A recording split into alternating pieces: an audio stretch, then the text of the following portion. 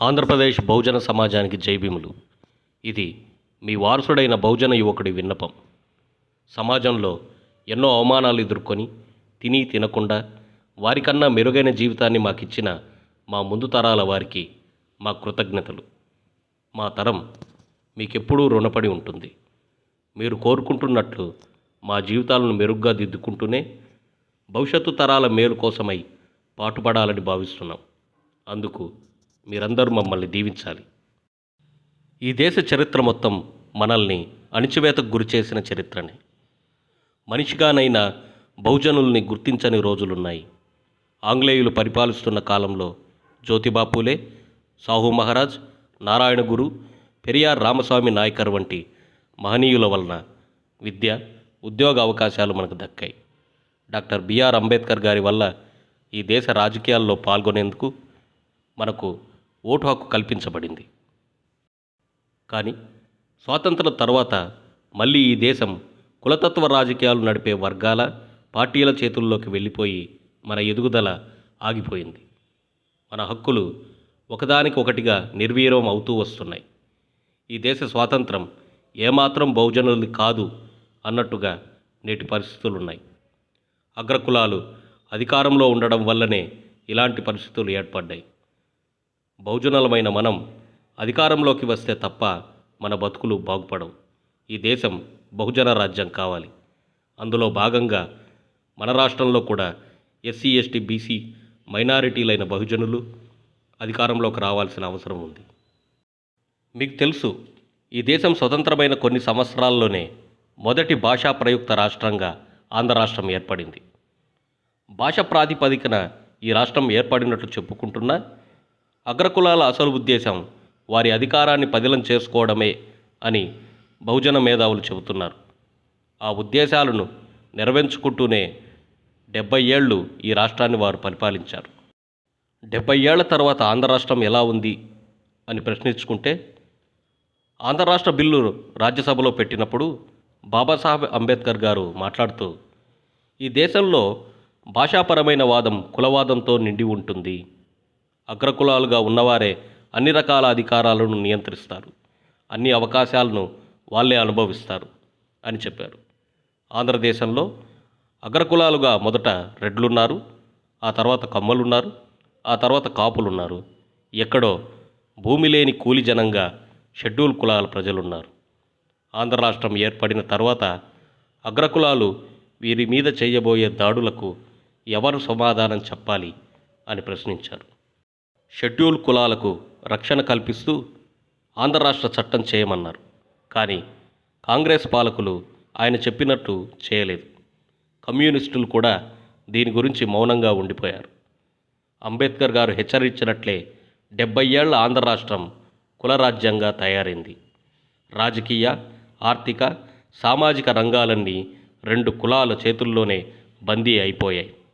విద్య, ఉద్యోగ, వ్యాపార రంగాల్లో బహుజనులకు అవకాశమే లేకుండా పోయింది.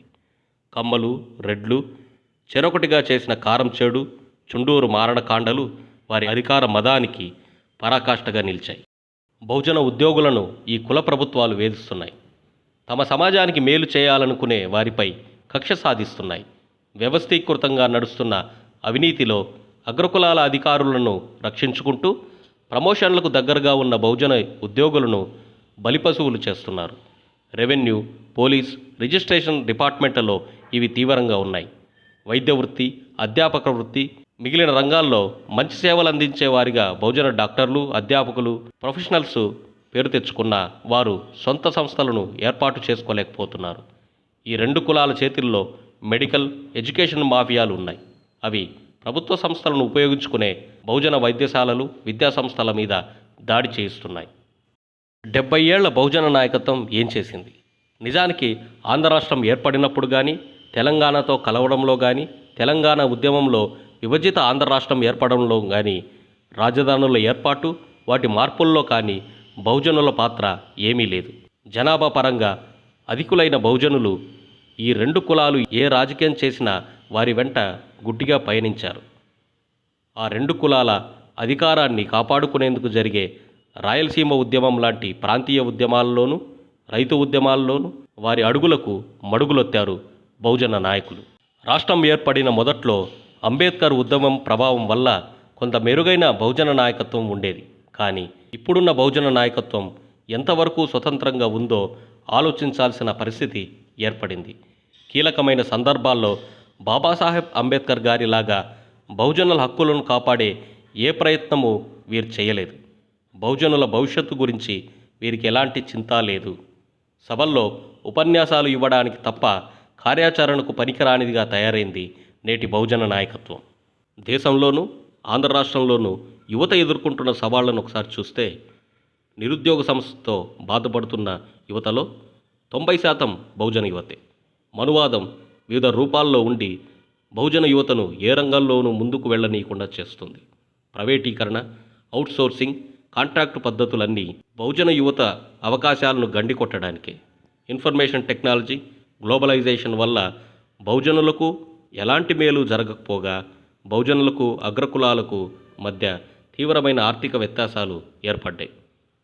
వీటన్నిటిని ఎదుర్కొని నిలబడగలిగే యువ నాయకత్వాన్ని తయారు చేయలేకపోయారు బహుజన నాయకులు. అలాగే యువతను అగ్రకులాలకు అమ్మేస్తూ వారికి చెంచాలుగా బహుజన నాయకులు ఉండిపోయారు.